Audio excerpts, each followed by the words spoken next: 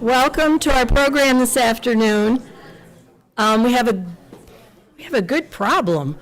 A lot of people here, and if other people come in, just kind of, they have to pretend they're not at church and sit in front.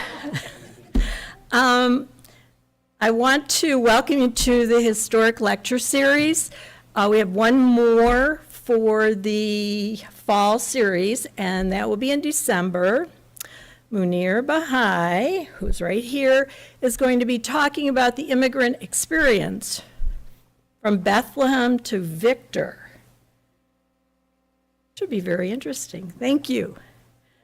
Nazareth. Thank you. Got that.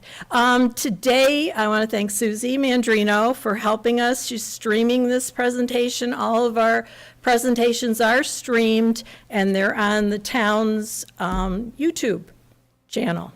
So if you want to see it again, it's available to you. And I want to welcome from the town board, Alexis Ogra, and the mayor, Gary Haddon, Trustee Carol Camiso. Did I miss anybody else who's on a town or village board? So today we are going to do a presentation which we have done every year except for COVID since 2003. And it's historic plaques. Now, it's a way to honor homeowners. The town and the village does not have a historic preservation law, but we do have people who are very, very proud of their homes, of their historic homes, and for the most part, they've kept them historic. In 2015, the Landmark Society did a survey for the town. They surveyed all of our buildings, which were 50 years or older, and then they categorized them as being of high historic value, medium, and low. They didn't always get all of the buildings because there's one house today that should have gotten an award a long time ago, but they thought it was in Mendon. So sometimes that happens. We're going to honor 6 homes today, and I want to thank Wilma Townsend. Wilma's over there. She assists me in the historian's office. She's also a curator at the Ontario County Historical Society, and she lives in a historic home in the village. We had a little glitch this year. So for 20 plus years, I've been using a company that makes these historic plaques. And I ordered them September 2nd, which usually they have a 6 to 8 week turnaround time. And when I didn't get them by the November 1st date, I called them and they said, well, we've had a little bit of a problem with production. Okay, I need them though and I told them the date, and they are not here. And I apologize. They did send 2, and the 2 were of the village, because the village and the town are different colors. So they sent the 2 from the village, but you know how you always have to make lemonade out of lemons? I will get to deliver the people who have plaques that are going to be honored from the town, and I'll get to see your house in person. And also we'll be taking photos as you get your plaque, the 2 village homes that get their plaques today, and then I'll take the other ones as I go out and deliver them. So,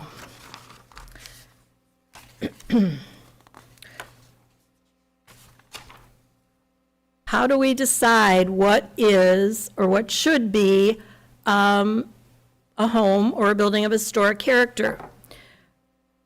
There are 5 different parameters. One is that they have to have a special characteristic or value of the locality. Another is it has to be identified with either a historic town or village personages, somebody who has really meant a lot to the village or the town. Or it embodies a characteristic of a certain architectural style. That in Victor has been mainly the cobblestones, as some people call them, the potato houses. Then also it could be a builder or an architect who is of renown. There would be the one that built, Merwin Austin built the Osborne House, the brick house on Maple Avenue. That would be an example. And this is very seldom, the property has a unique location or a physical characteristic that's a part of a neighborhood. So this year we are honoring these 6 homes: the Young House, Cole Mosier House. I'm going to start with, if you are here because of the Young House, raise your hand. Okay, the Cole Mosier House, Tobin House, Manley Saxby House, ooh, the Kimball Rose Meyer House, Proceus Connolly House. All right. So just to give you a little background, the town of Victor was bought and settled by the Boughton family in 1788, and it was incorporated in 1812. The town began at the top of Boughton Hill, actually, not in the valley. It became, when Canandaigua actually and Rochester became cities, that's when more people were going through the valley, and it became the village of Victor. This photo is from about 1860. And you can see that we still have the cobblestone, but we don't have the other 2 buildings. So many settlers came to the town from New England. They were Revolutionary War settlers and found the land here much more fertile, and they were able to it was more agricultural for them. They came from Connecticut, Massachusetts, and Vermont.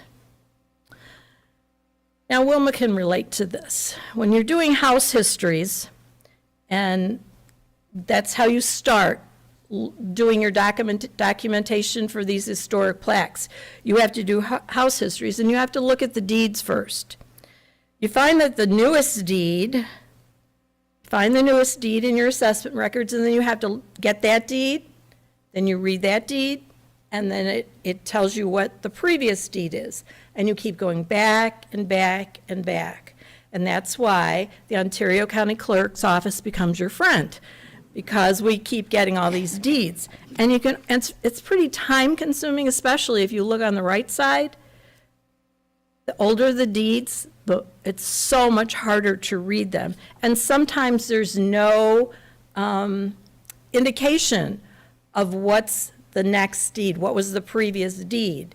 And that really presents another problem. As the history of these homes are looked at today, every house has a story. And I hope that you're going to be intrigued by these stories. First house that we are going to give a plaque to when they come is the Young House. This is the youngest house today. It was built in 1980. Now, that does not meet the 50-year-old criteria. So why would it be even thought of as being able to get a plaque? It has an unusual building design. Just like the roundhouse on Strong Road was built in the 1970s. At the time it got its plaque, it was not 50 years old, but it was of a unique design. The Landmark Society, when it did its inventory, which was a very objective inventory, it decided that this was an important home in Victor because it was an underground house. But the first deed on the property was in 1833. It shows that it belonged to Erastus Ford. He bought 70 acres of land, $700. Actually, that's quite a bit of money in that time. And it was sold to him by a woman by the name of Sarah Deal. And that was unusual because women were not usually allowed to hold property at the time. This is the current Erastus Ford house, which is on the 70 acres. The Young house is not on the 70 acres anymore.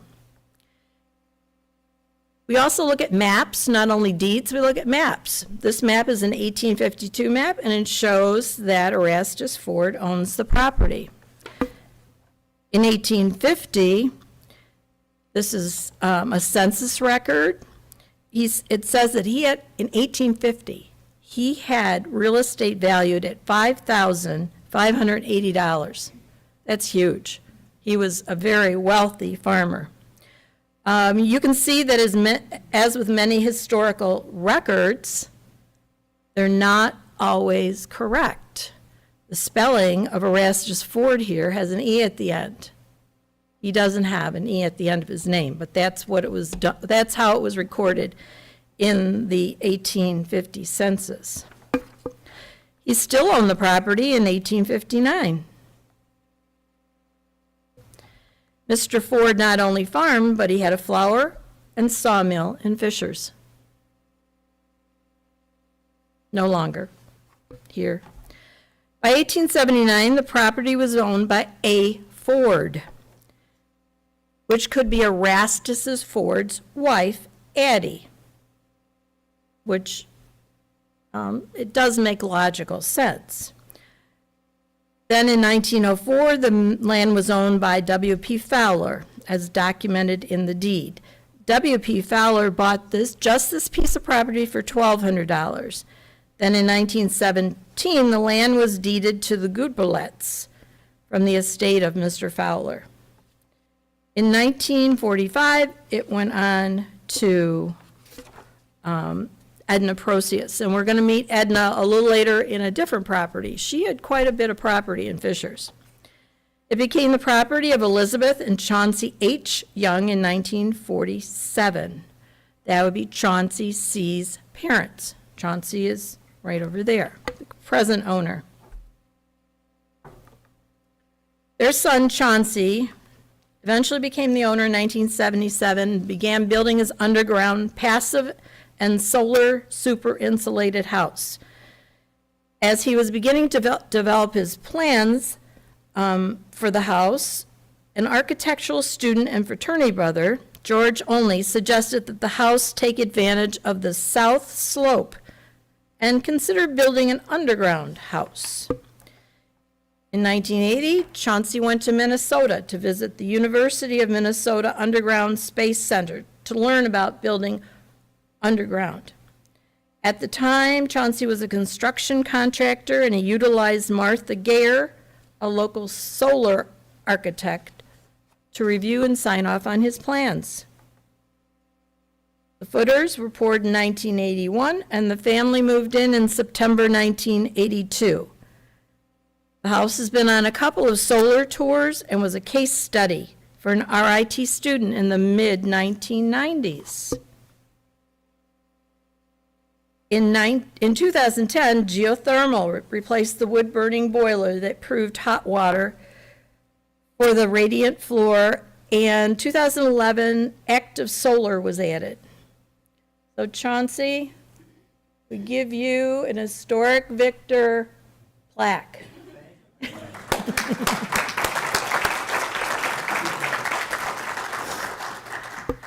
And just in case you wanted a history of your house, I just typed it up nicely, and what you gave me is here.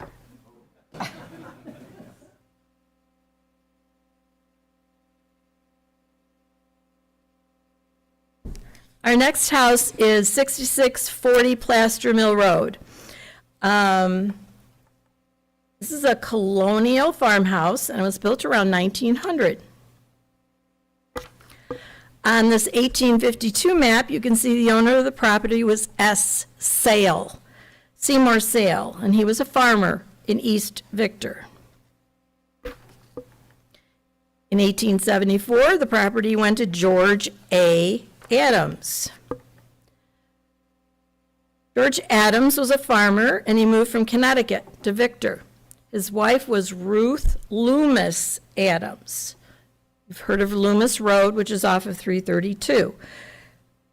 She died in 1863, and in 1864, he married Asenath Adams. By 1870, he was living at 6640 Plaster Mill Road with his wife and his son William, as well as a hired hand. In 1904, the house went to Mrs. H. Lane, who was the daughter of George Adams. Now, George had 11 children, and as in many cases, the history and the map do not match. The map says Mrs. H. Lane, and the written record says Mrs. A. Lane. We probably would believe the written record before the map. Now, by 1918, McClellan Mosier had moved into the house with his wife, Addie, and they had a daughter, Blanche. Mr. Mosier's occupation in the 1900 census was listed as laborer. 1910 was listed as a carpenter. Now, this is where this story gets a little gruesome. So if you have a very soft stomach, you may not want to listen to the rest of the story. A murder in 1918 happened in the home. A farmhand, Earl Austin, killed McClellan Mosier with an axe as he slept in his bed. He then waited for his daughter, Blanche, and her cousin, Wilma DeBow. When they came home around 1:30, they were coming home from a dance here at the Victor Town Hall. Earl then waited for the girls to go to sleep and first attacked Wilma with the axe, and then for some reason he left her and went for Blanche, whom he did kill. He had supposedly killed Mr. Mosier because he had some difference with him. And then he killed Blanche because she had teased him. So this is the story that was written, part of the story that was written in the newspaper.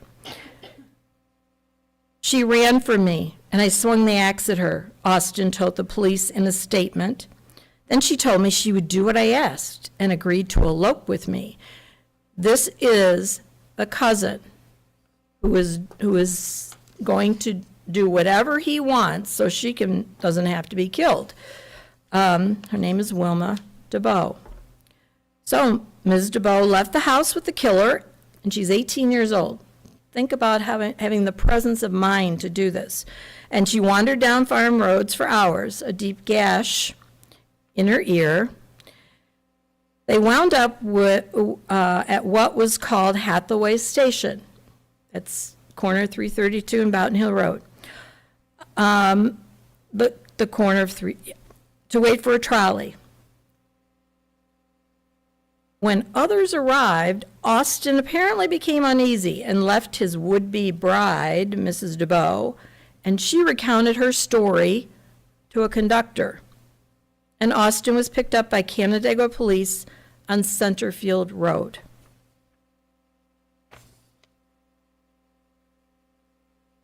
Wilma DeBow had at the young of age 18, and with a threat to her life, had the faculty to go with Austin and eventually get on a trolley where she was able to tell a conductor about her situation. Austin was eventually sent to Sing Sing's death row and later deemed mentally ill and placed in the state hospital in Clinton County. After the murders, Mrs. Mosier sold the house to Charles and Lily Cole. The Cole family has lived here ever since, which is very unusual for a house to be inhabited by one family generation after generation for over a century. So we give this plaque to Doug and Beverly French.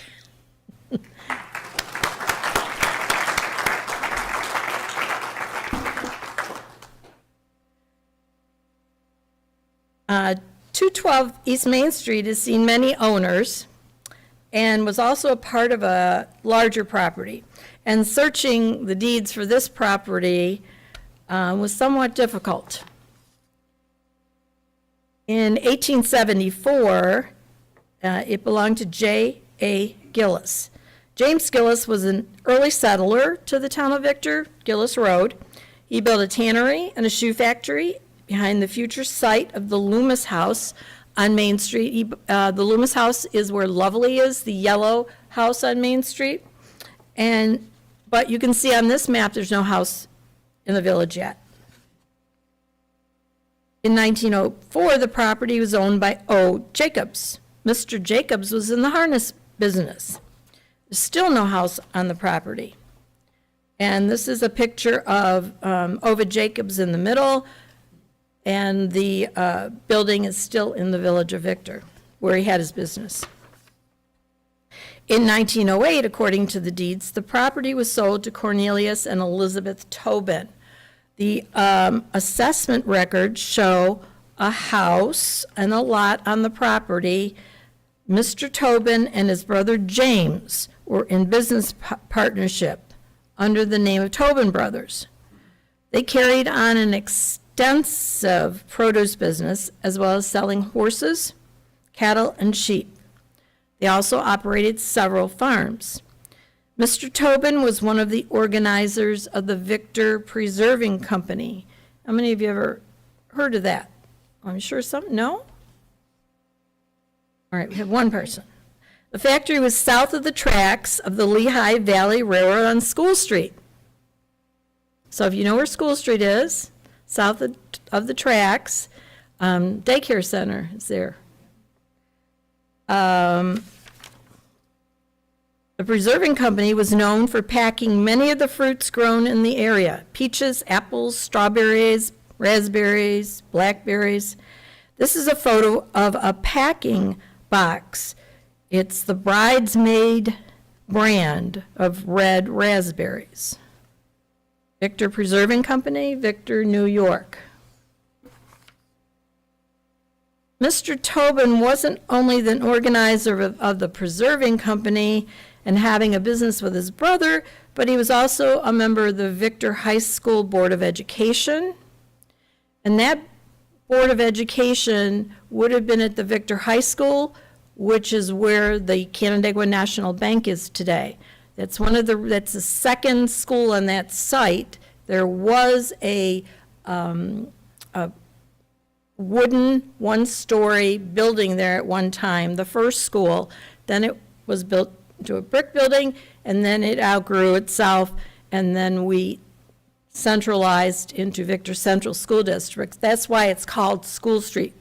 There's no school on it today, but that's originally where the first school was. He was also a member of the branch of the Catholic Member Benefits Association and a former member of the village board. Charles and Elizabeth Tobin built this home because he was an important personage to the village of Victor. Are Mike and Laura here? Come on up, and you get a plaque for the Tobin house.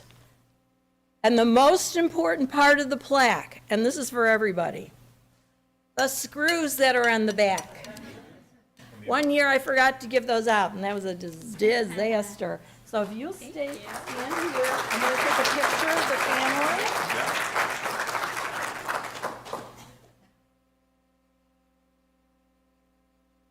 How it's supposed to go.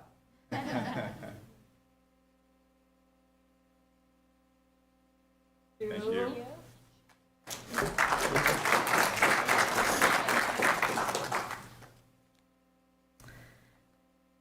176 East Main Street was built about 1884, 5 years after the incorporation of the village in 1879. On our 1852 map, the house is not yet built. See the blue arrow. But we know from enlarging the map that the land was owned by Henry Osborne. Henry Osborne was quite a wealthy man. He was the son-in-law of William Bushnell. Now, William Bushnell was, Bushnell's Basin was named after him. William Bushnell had the first general store in Victor, and then when he found out that the canal wasn't going to go through Victor, he went somewhere else, which that's why it's Bushnell's Basin. But also, his daughter was married to Henry Osborne, and Dad built the brick house on Maple Avenue for them as a wedding gift. He had a bit of money. In 1859, the map still shows the parcel vacant, and it's still owned by Henry Osborne. In 1879, the map says JWP. Now, everybody in 2024 is supposed to know who JWP is. You know, they knew in 1874, but we were able to find out that his name is Jedediah William Palmer. And he wed the sister of David Osborne. David Osborne was the son-in-law of Bushnell, so, you know, they all kept it in the family. The 1904 map shows it's owned by C. Dane. Mr. Dane came from Michigan, and he married Mary Neville, and when she died in 1897, he married her sister. And they moved to Victor and buying a house in 1902. But then they moved back to Michigan. So the house had several owners over the next few years until 1911. And 1911 was really the beginning of the dynasty. The house was sold to Fred and Eliza Benson Manley. Benson is a Victor name again, Benson Road. In 1920, the census records show that Fred is living in the home on East Main Street, married to Eliza, and his occupation is a laborer. A lot of information on that. And it's interesting that it says East Main Street, but it doesn't have a number. Numbers didn't come until way into the 20th century. In 1930, Fred dies, and Eliza dies in 1942. Also, a son, Frank, dies in 1947. It's complicated, but it's on paper. You can take it and read it and digest it later. But his second wife, Mabel Hunt, has two stepchildren, Russell and Lucille Adams. Now, you've probably heard of Russell Adams because of the gas station. And so Frank, the son, dies. He has two stepchildren. Or Mabel has two stepchildren, Russell and Lucille Adams. But Mabel continues to live in the house. Mabel's daughter, by her former husband, Orrin Adams, is Lucille. She marries Joseph Lorcher in 1931. Joseph and Lucille have a daughter whom they named Jeanette Lucille. The whole time, this family the house is still in the Manleys are still living in that house. The Lorchers, Mabel Manley's daughter, lives at 72 See, this says 72 East Main Street in 1950. But now it's 176. So when you're doing house histories, it is just crazy. They don't have the address. Oh, they have an address, but it's not the same address as they have this, and then we have maps. But in the current, I would say probably, and maybe Wilma, you'd agree, about 1940s, 50s. After that, we do not have maps like we had in the past, where they would have a building and the name of the family that lived in it. And you can't always go by assessment records, because they just tell you who owns the property, not who lives in the building. So I give a lot of credit to Wilma for helping me with all this research, because it can get dicey at times. Jeanette Lorcher was the daughter of Lucille and Joseph Lorcher, becomes the bride of John Saxby. Shortly after their marriage in 1955, John and Jeanette moved into the family home at 176 East Main Street. So from 1911 until 2004, the home has been in the Manley Saxby family. John Saxby died in 1998, but he did contribute much to the village and town of Victor. He worked at Victor Insulators beginning in 1948. He was on the Victor Central School District Board of Education for 15 years. Seemed like a lot longer to me, though, when I was teaching. A member of the Wayne Finger Lakes BOCES Board, a member of the Four Counties School Board, and the Town of Victor's Zoning Board. Jeanette, let's not forget about Jeanette. She left to raise her family, and later she returned to teaching in the Victor School District, where she was the go-to substitute for 30 years. To many of the thousands of young people whose lives she touched, she was simply Mom S. The Victor High School class of 1982 included a special yearbook recognition thanking her for helping each and every one of us grow. In 1998, Jeanette was an inaugural recipient of the annual Mothers of the Year Award from the March of Dimes. For her, there was nothing more important than family. And I think her family would agree with that. This home is given an historic marker, not only for the years that only two families lived there, but because John and Jeanette Saxby were stalwarts of the Victor community. So this plaque goes to the owners of 176 East Main Street, Nathaniel and Lauren Payne. And you get a plaque. And I'm going to have a picture of you. And then later, I'd like to get a picture of Lauren with the rest of the families.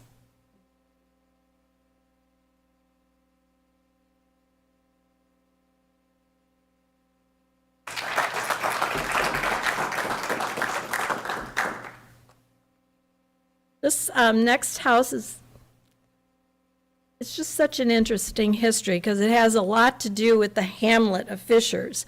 And many of you may not know about the hamlet of Fishers, but it has quite a history in itself with the railroad and with potatoes. This is an Italianate style house. It was built in 1874 for John and Sarah Murphy Connolly. In 1852, the map indicates that the house hadn't been built yet. The tiny little arrow there. 1859 map, still nothing there. And in 1874 is a map that shows a house, and it was owned by J.H. Connolly. That would be John Connolly. Unfortunately, Mr. Connolly was killed in a train accident as he was attempting to board the train after it was in motion. He slipped and he was thrown under the wheels. That was in 1887. Now, in 1904, the house shows that the wife of John Connolly, Sarah Connolly, owns the house. She also owns a warehouse, a store, and the post office building. Sarah Murphy Connolly successfully carried on the general store and seed potato business of her late husband, but she did it under the name of S.J. Connolly because women were not thought to be able to carry on a business at that time, so she didn't want anyone to know she was a woman, so it was S.J. Connolly. This is a seed potato that was named after her sister. Fishers in the late 19th century to just before World War II was the seed potato capital of the world. How many of you knew that? That's a very important thing.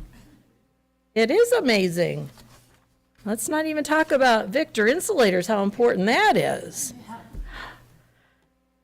This was the general store on Main Street Fishers, and it is the Connolly Fowler store. It was given a mark several years ago, and it's also in that driving tour booklet. So Sarah continued to live in the house, and when the property was transferred to George and Margaret, remember, Margaret's her sister. She married George Procius. And the Prociuses began living in the house about 1921, after Sarah died. When they died, their house was left to their daughter, Edna. Edna was a VCS grad, and the first graduating class at there's that school, the Victor Union School, first graduating class of 1894. I'm just thinking about how many years ago that was. And then went to Geneseo Normal School. And for those of you that are probably under the age of 70, you have no idea what Geneseo Normal School means. It would be where they taught teachers. Don't know why. Does anybody know why it's called a normal school? Why it was called a normal school?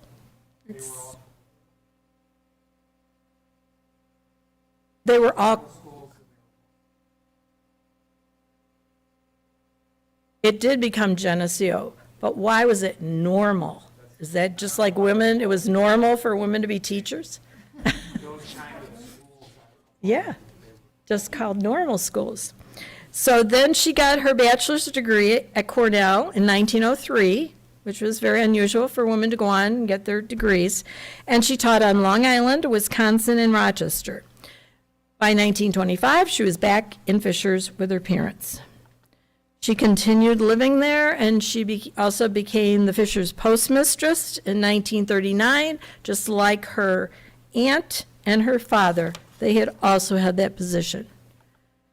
After Edna passed away, George Hill owned the property in 1950. There are many owners to this house.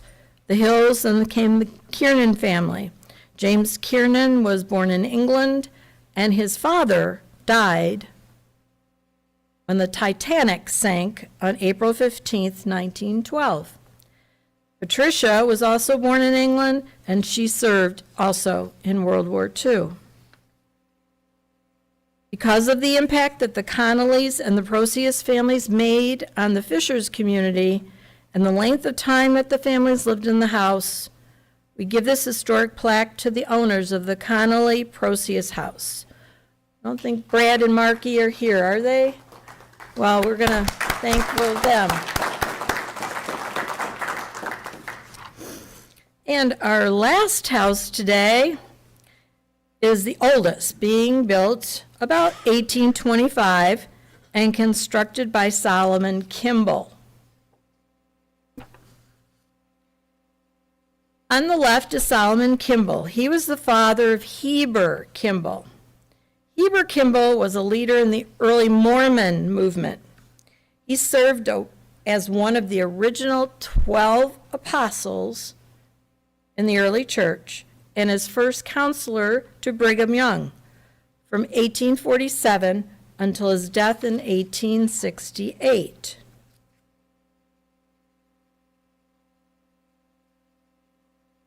Heber's first marriage was to Villate Murray Road of Victor. We still have Murrays living in Victor.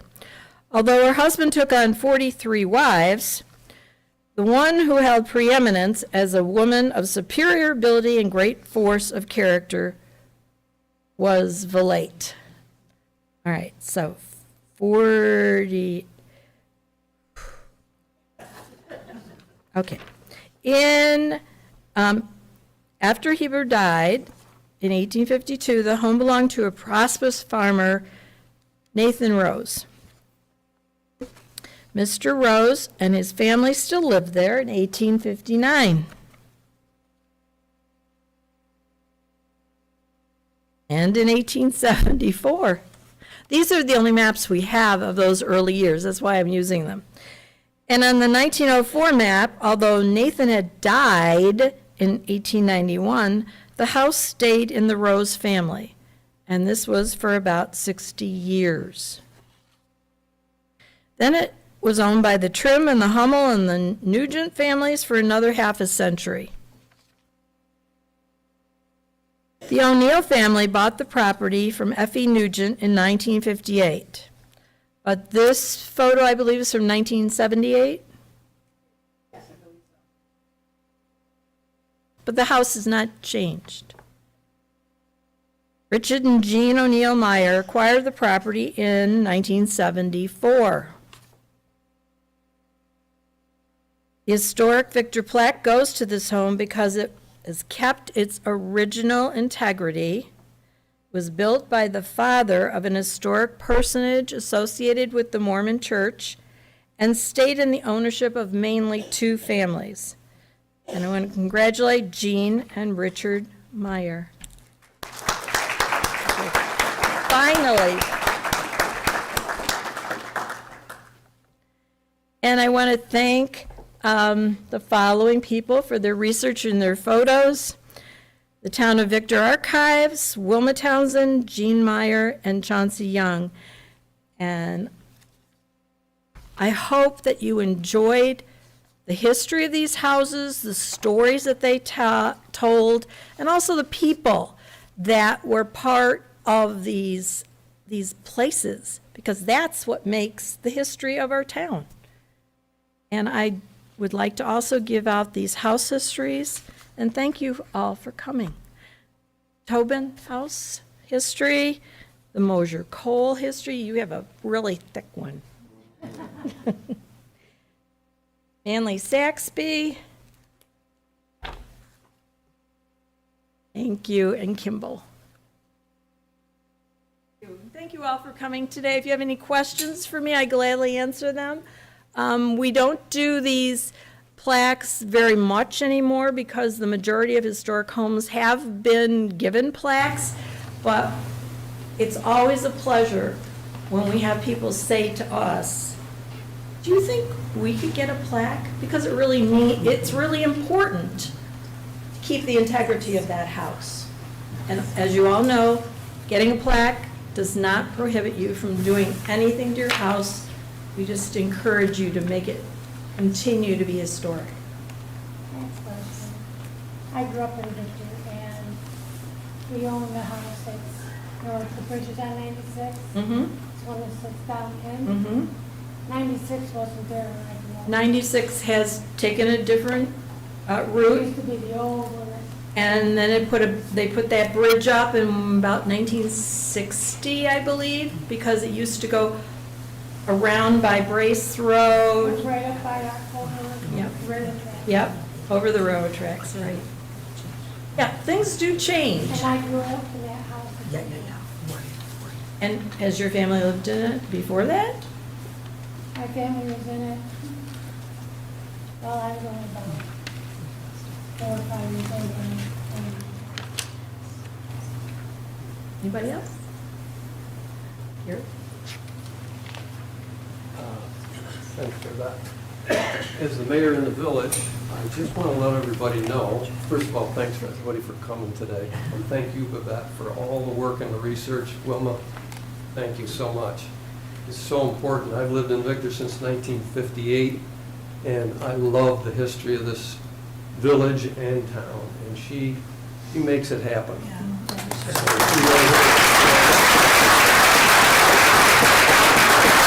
And Wilma, I know you quietly behind the scenes are right there beside her, so appreciate that.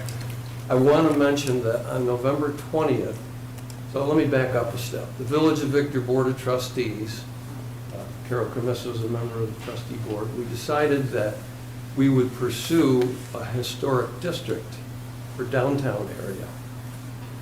And so the meaning of a historic district in terms of what we're proposing to do is if we are awarded that designation, it doesn't mean that everybody's property has to be restricted or anything like that. It simply means that there's a historic value to the area that's designated, and if you want to make improvements to your home, you can get possible tax credits, those kinds of things. And so we decided we would pursue that, and thanks to Carol's work, we recently were awarded a $15,000 grant for a historic inventory of the area. It'll be focused on the downtown area, but they're really going to look at the whole village to see if there are other areas that might be designated or eligible to be. So on November 20th, and if we get, after the survey comes out, if we get the grant, well, we got the grant for the survey, but to get the designation as a historic district is another process that we have to go through, right, Carol? Yes. So it's not a done deal, but on November 20th, if anybody's interested, right here in Town Hall, I believe it's going to be in the main meeting room here. Yes. We are going to have a public information session on the survey that's going to be done, so that if you live in Victor and you see people wandering around outside your house, in the village in particular, yeah, you're gonna, you may wonder what it's about. That is what it's about. I'm sure they're going to be very professional and not intrusive about it, but that's what we have coming up. And What time? that will be at 6:30. 6:30 on the 20th. Will be a representative of the Landmark Society who does the The session. Landmark Society will do Do the survey. Presentation. survey and the Yes. presentation. Yes. And if we're awarded the award, that would be, the designation would be through the New York State Preservation League, right? Preservation League of New York State. So it's an exciting time for us in the village, and we're looking forward to it. So if anybody wants to come, please spread the word to friends and family so that we get some people here so they know what's going on. I would just like to raise just one issue about just general historic preservation. I know there used to be a program in New York State, and like his barns at the Apple Farm fell down because he wasn't eligible for it. But I do feel that the old barns in western New York State form a historic part of our landscape, and, you know. Historic barns do, and the town is working with the Landmark Society to do an inventory of all of the barns in the town of Victor. And it'll be just like we did the buildings in the town of Victor. They will be rated as of high historic and integrity, medium, low importance, and integrity. It was done because the planning board was getting not a lot, but they were getting developments coming into Victor. Developers are buying farmland. Farmland had barns on it. The developer wanted the barns to go down. And the planning board was hesitant to let them do that, but had no real documentation that said that barn was important or not. So the Landmark Society is presenting their report at the end of this year, or maybe the beginning of next year. for their planning purposes. And also, there is now, the New York State Legislature has done something different than they did in the past to be able to get grants to help you with your barns. It's called the New York State Tax Incentive, is that what it's called? Tax Incentive Program. Anybody can apply for it, but you have to put in money as well as they do. So I have information about that. If you just want to see me sometime, I will get that to you. The other thing I wanted to say before we end is that we do have about 3 or 4 buildings in our town and village that are on the state and national registers of historic places. And people are really scared about, oh, I'm getting this, I don't want to do that. I can't paint my house whatever color I want. The state and national registers of historic places, it doesn't tell you to do anything. You can demolish your house even if you're on the state and national registers. What has teeth is a local preservation law. We don't have a local preservation law in Victor, but for the last 30-some years that I've been the historian here and we've started this program, there have been some houses that have been let go, that's true, that are historic, but for the majority of houses, people want to keep them nice. They don't want to paint them orange and yellow and put on, weird things. They want to keep it the character of the house that they always have. So even if you are asked if you'd like to be in the historic district, that doesn't mean you have there will be any restrictions on. Hope that you'll just continue doing what you're doing. Thank you again. Have a great rest of the afternoon.